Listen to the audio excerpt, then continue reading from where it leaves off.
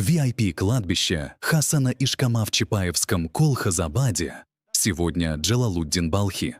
Хасан Ишкам занял большую территорию на сельском кладбище и построил VIP-кладбище для себя и своих родственников. Хасан Ишкам хочет взять то, что было на могиле, под могилу. Они уже выделили землю для могил своих родственников. Они хотят огородить ее и обнести колючей проволокой. Они назначили 2 садовников и охранника для этого VIP-кладбища. Они установили зарплату.